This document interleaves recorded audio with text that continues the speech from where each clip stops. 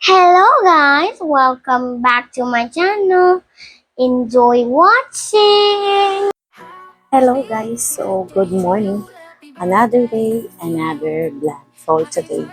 So today is May 13, so it's my day. So nag-asikaso na kami at kami ay uuwi sa province. So magmamadali na kasi malilate na. Yung flight namin is 11. So 11 a.m. So, see you later. Update na lang ako later. At doon ako mag-celebrate ng birthday. So, see you later. Bye! So, fast forward tayo at nagbabiyahe na tayo papunta sa airport. So, buti na lang hindi masyadong traffic. So, ngayon is weekdays. Wala talagang traffic pag mga Tuesday. Mga ganyan, Tuesday, Wednesday, mga ganyan, wala masyadong traffic. So, bihin na kami papunta sa airport. At sana makahabol kami sa aming, makahabol pa sa aming flight. So, see you later.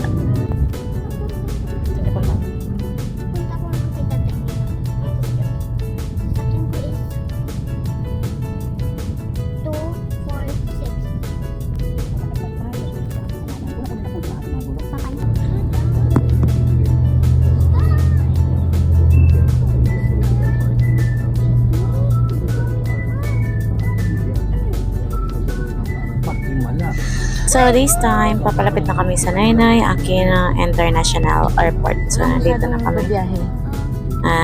Dito kami bababa sa ayan nakalagay Nainay Aquino International Airport. So dito kami bababa ng Grab driver kasi bawal na sa ibang way. At papasok kami.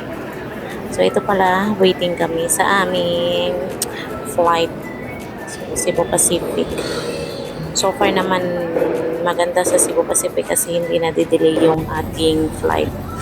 So here we are. Aakyat na kami sa airplane. So ang biyahe pala namin is 1 hour and 45 minutes. So yan. Ang ganda ng Cebu Pacific. So thank you pala sa Cebu Pacific ng aming sinasakyan sa pag-aasikaso at pag-safe travel. So, ayan. Akit na kami at medyo madami-dami din ng pasahero kasi kailangan talaga ganon. Ayan. One line.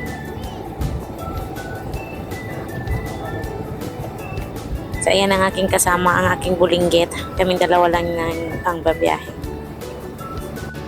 Ayan, may lumipad ng isang airplane. Nandito na kami sa loob. At medyo traffic. Naghahanap pa sila ng kanilang upuan at ako din ay maghanap din ako ng upuan namin later. So, update na lang later. Huwag ka na mag-ingay. At dahil hanap na namin ang aming upuan, kami ay uupo na. So, medyo nagagalit pa yung Junakins ko dyan kasi naiinis siya. So, ayan. Ano ba? Nanangat ako. There are also fire extinguishers in the cabin. Operation is indicated on the equipment. We are about to take off. Straighten up your seats. Fasten seatbelts securely. Keep window shades. Approximately 1 hour and 5 minutes. Cruising altitude will be 37,000 feet. Whether en route is the task to be fair. The Gandhi temperature update shall be reported prior to descent. Your safety and comfort is always our priority. So, habang kami ay bumabiyahe, ang aking anak ay napagod at nagutom. So, dinaan na lang niya sa kain at kanta-kanta. So, nagyayak ko sabay kanta, sabay kung ano-ano. Kahit nasa himpapawid siya. Kahit nasa himpapawid kami nasa biyahe. So, ayan. Nakatingin siya sa bintana. So, yan lang yung ano niya. Pagkakaabalahan.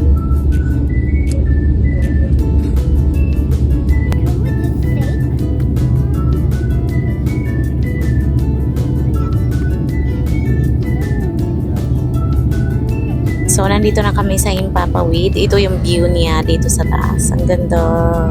Kitang-kita yung mga mga barko.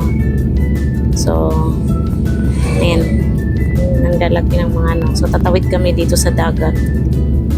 Yan. O, diba ang barko? Kitang-kita.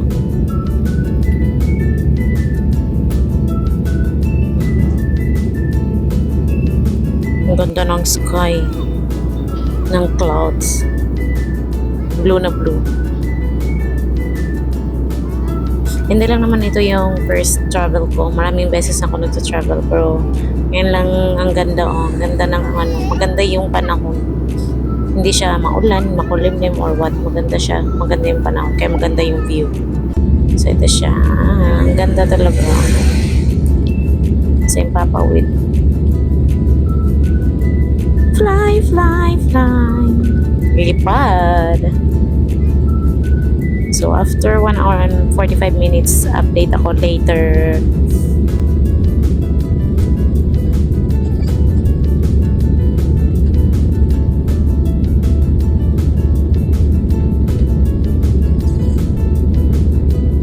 So, update, nandito na kami sa Cagayan de Oro. Nakipagbanding na siya sa kanyang tita at saka sa aking mga kapatid. So, nandito ako magstay sa Cagayan de Oro.